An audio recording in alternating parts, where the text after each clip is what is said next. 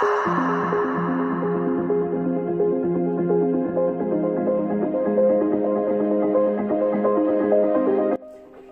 viewers, today we have with us cybersecurity enthusiast Somnath Banerjee, who is a resident of CR Park. We are going to have a nice chat with him. We are going to understand cybercrime, deepfakes and many more. Yes Jaya, let's take the chat forward. Thank you Anindita. So good evening friends, and we are back in our February issue with a brand new episode of a very exciting video interview. Somnath has been involved with IT security for the past almost 30 years now, Somnath. That's correct. And he's a great professional where he's worked with some very big companies in the past, and now he's well, I'm not supposed to talk about it, but he's with an agency which works very closely with various countries. So that's about all what I can disclose. No, but I'll just add one more thing. I see from your profile that you are an ArtGeo enthusiast wildlife photographer with Nikon and Canon. You are a mentor with them. Yes. So we'll like to know something about that also. Yes, Sure. Absolutely. Oh, he does brilliant photography also. I think that we'll probably ask him about those exciting adventures that he does. Most of the time you see him in the forest and doing some brilliant photography with his huge lenses. So great Somnath, great to have you with us today. And actually nowadays we are in the age of internet and communication. Although it's a huge boon for everyone, but I think it's a bane also, where we face the threat of being scammed on a daily basis. We face the threat of being of having done fraud with us. So how do you think, I mean, why is it so prevalent now, and why is it becoming more and more common now? What is the reason? So thank you first of all, Jaya and Anita, for inviting me and letting me speak to your audience. I think you're doing a great job spreading the awareness. So I think the first and foremost point why all of this happens is lack of awareness, and here we are trying to spread awareness because this is where cybercrime happens, or any sort of scams happen, where people fail to understand the real motive of the scamster, and they end up losing money, they end up losing reputation, and there are a lot of other things which are associated with that. So I think awareness is the most important thing, and since, like rightly you said, internet is a boon, but at the same time it's a very powerful medium which we all have to be cognizant of and be very responsible when dealing online. So that is something what we have to kind of pay attention to. Okay, so you are saying that we have to be very much aware about what's happening around us. I sometimes feel that we have to be thinking that the other person is going to scam me. Yeah, that's a level of awareness we should have. We have to be alert all the time. Very alert. Correct. And especially when you are like when you are online, and this holds true for kids, teenagers, as well as senior citizens, because they fall prey to these scams very quickly and fast, because there are multiple reasons for that, and that is where we as conscious citizens, we have to spread this awareness amongst all within our family. So as we say, each one teach one, so that really helps. Sure. So which means that we have to take care of our bank accounts and all our online presence, and basically secure them with e-locks. I think all banks have e-locks nowadays. Does that really help, Somnath? I mean, the banks who have given some basic facilities to all of us while doing net banking or mobile banking, do these services really help? So this is a very valid question, and what we have to understand is that the moment we're talking about financial transactions, we have to be very careful, and all of that starts from the way we are banking. So let's say if we are doing internet banking or mobile banking, we have to be very careful because this is where we have to be very careful around what information we are sharing and with whom. It's very important to verify and validate the source of the information. So let's say you want to, you're doing an online transaction using computer browser. So first of all, you need to verify and make sure that the the bank's homepage where you are actually logging in, it actually belongs to the bank, and it's not a phishing link or a phishing page which somebody has created where you end up giving your details like your password and PIN number, etc., and you end up losing your account to somebody. So that's the reason why all financial organizations have made it mandatory to impose a two-factor authentication where when you log in, you get a OTP or you get a message which shows that the portal which you are interacting with is a genuine, and you as a user, you are kind of an authenticated user to that portal. So, and same happens with the apps. So not only banks, in one case, like my son's case, he was going to buy a book. So they had created a phishing website giving the name of the CMYK, a very reputed bookshop. So they had created a fake website by the name of CMYK and a big number there. And everybody is thinking that, okay, this is CMYK's website. So my son gave all the details.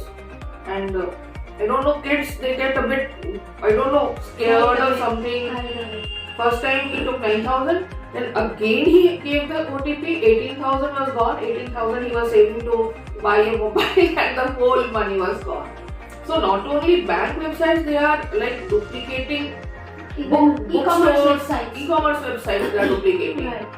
Correct. So I think it's very important, reiterating the fact that whichever website you're visiting, whether on a device or on a browser, you have to be, double confident and sure that what you're accessing is the right page. It's not a phishing page, and there are ways and means to do it. Simplest way is to actually, click the lock icon right at the, browser, on the browser where you put the address of the website. There's a lock icon, you click, you see the certificate of the page. So that certificate tells you that that's a genuine page of the bank or that, e-tail, site, and when you're transacting with an authenticated, source, and it's not a phishing page. Understood. I think that's a very valid suggestion. Residents, please remember to see the lock on the right hand side of the link, and you will see there's a lock, and you have to, if you click on the lock, you will see the SSL certificate or the secure certificate of that particular website, which will give you all information about the website. So please make sure that you are hitting the right website when you are logging in from the browser. And similarly, I think on your mobile you can do the same thing. We get the same option on our mobile. Another thing, is it safer to use 4G to do transactions or something like that?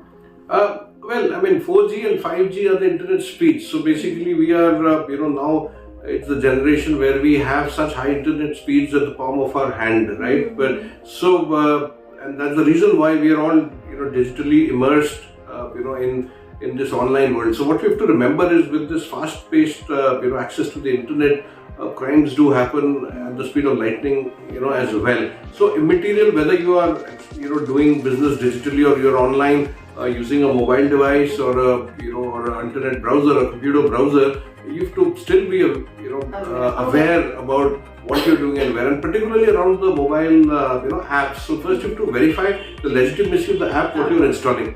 Now, if you check the, let's say a Delhi Metro app, you will see there are like more than 15 or 20 such apps which are there. So one has to be very sure that the app which you're downloading is from the right source, and you're not ending up installing a software, a malware, which what we in our terminology we call RATs, basically remote access tools, which once inside your phone can allow your phone's access to anybody, to the scamster, and then he has entire access and control of your phone and everything around it. So you have to be very, very cautious about what app and what you're downloading onto your phone. Another thing I'm always very curious about, that these scamsters are they very intelligent people, or how does it work? Oh, good question. And I think there have been some, OTT series on, such gangs and such, working across the country and across the world. So again, there are multiple levels of scamsters. One are the, what we call the script kiddies, who've learned some tools and they try, impressing their peers and, friends by, let's say, hacking onto a neighbor's Wi-Fi or changing the password of the, social media account, and they feel, very proud doing that. The next level comes where financial aspect matters, and that is where, scamsters, again, they're not really well educated, because if they would have been well educated, they would have been doing some better jobs, right? So So what they learn is a few tools, and using those tools, they start scamming people, and their success rate kind of increases day by day, and they kind of eventually graduate out. So yes, so that's a very good question. So there are gangs, there are groups which are there. In fact, we monitor a lot of online groups, on social media platforms like Facebook, Twitter, even Telegram sites, even on the dark web, where there are groups, gangs who operate like this, and they incentivize the individuals to kind of use information and use those tools, and that's how they fall prey to easy money, and they kind of get into the world of cybercrime. Wow. So how do you think, Somnath, we can protect, so obviously we are all, the common man on the street, and we may not have access to such high-end information that people like you will have because you are in a professional world.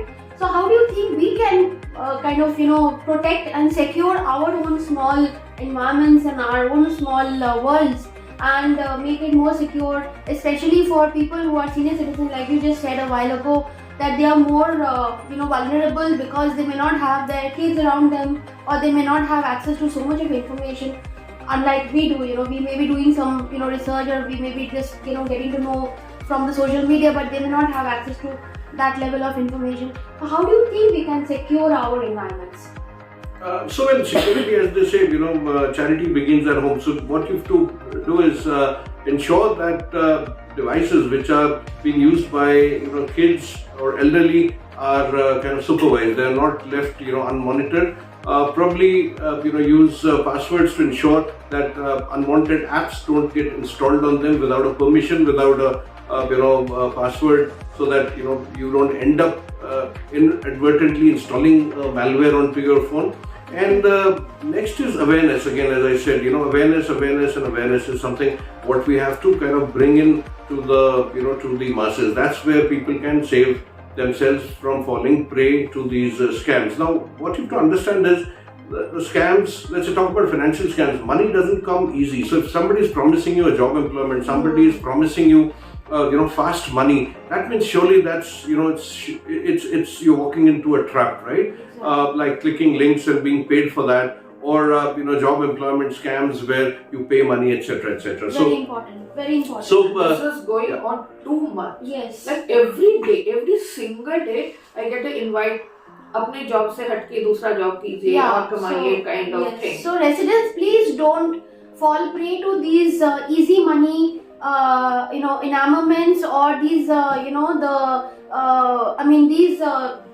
they entice you with all these rewards, and also you won lotteries and all these things. Don't fall prey to any of this, because they will never work for you. You might have some 50-100,000 transferred into your account, and then ultimately you will see that inadvertently you are transferring money, or they are asking for your OTP or your Aadhaar card or your PAN card. Keep in mind these Telegram groups where there is a receptionist. They will say, go to the Telegram group, a receptionist will talk to you. Never ever never do that. No Telegram, no receptionist. And the moment anybody says, join my Telegram group, the receptionist is going to be in touch with you.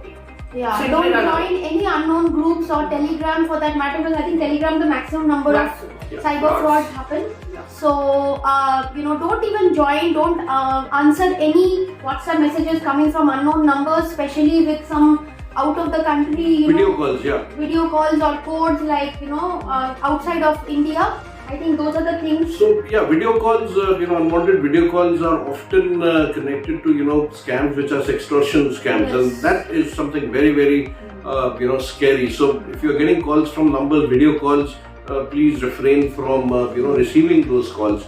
Then similarly, apps, loan apps, easy loan, somebody promising you a easy loan, or somebody posing to be calling from an insurance's central department, stating that your insurance policy has lapsed, and or when was the last time you got to know about your insurance policy. Please don't reveal your information about your policy, etc. to the scamster. No bank or no insurance company will ever call you to ask you about it. Nobody is going to call. If somebody is calling you, it means it's a fraud. Yes. Correct. Yeah. And another thing I wanted, we should like our drivers or these kinds of people, we should educate them. Because they are the people who fall prey to these kinds of things. We still are a bit alert. But these guys, they are drivers and maids and house helps and everybody. Yeah, correct. And Somnath, you were talking about a while ago that during Valentine's Day there are going to be a lot of dating apps which are going to be totally fraud. Just correct. It's a relevant,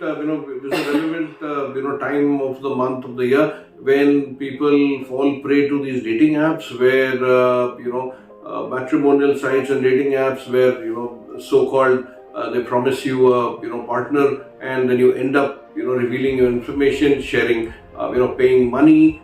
Getting onto calls, and then finally kind of losing a lot of stuff, but with seniors also this happens. It happens with everyone. It happens with everyone. So stay away from dating apps. Stay away from any apps which seem a little suspicious. And always remember to receive money. If somebody is promising you to send money, or you're doing a transfer where you are the recipient, you will never need a QR code for receiving money. It's always when you're paying someone, and that too when you're paying, please verify the recipient when you're paying money using a QR code. And of course, when you're receiving money, you don't really need a QR code. So to be very careful about that. Yes, that's something very important. Absolutely, Somnath.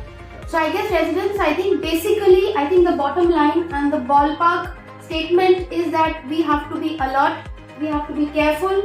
We have to take all the possible precautions that we can possibly take. No accessing unknown sites, unknown apps, no downloading them, and ensuring, keeping in touch with our banks to make sure that our accounts are secure with whatever virtual locks that are possibly available for us. And basically, no easy money. Money doesn't come easy to any of us, and jobs also don't come easy to any of us. So let's be careful and let's earn money the hard way, and let's be happy at the end of the day and at peace at the end of the day. I would like to add one more thing here, that whatever, let's say your email accounts, your social media accounts, for anything, enable something which is called a two-factor authentication, that if somebody is trying to change your password, somebody is trying to reset, you'll always get an OTP on your phone or your email or on an alternate number, before anything can happen. So that will ensure that if somebody is trying to do that remotely, he or she would fail to change your password without your notice. So always enable the two-factor authentication, and always lock your profile on social media sites, because that's becomes a very easy way of identity theft. Two-factor authentication, if you can just give our residents the process how to do that. So let's say on any social media handle or site, let's say Instagram or Facebook or even your email account, there is always an option to enable the second level of security, which means something which you have, which is your username and password, and something which right? And that is the OTP. You configure your OTP on the there, so that anything happening to your account, anybody trying to change, anybody trying to access, you will always get a OTP. So something something you have, and something you are, which is so you keep these three things in mind, and by doing that, you always ensure that you are the legitimate owner of your account, and you don't end up giving it to somebody else. Correct. I think we've all done it on WhatsApp, so it's available on WhatsApp. When you go to settings, you will get an option where you can do the 2-level encryption or the 2-level verification. Please enable that, and also for all your social media profiles. And be safe, be happy, be secure. So thank you, Somnath, for talking to us. It was an amazing interaction with you. We will be doing a live session with Somnath very soon, and audience will be then taking your questions. So look out for that, and thank you for staying with us for this wonderful interaction. We'll see you in our next one.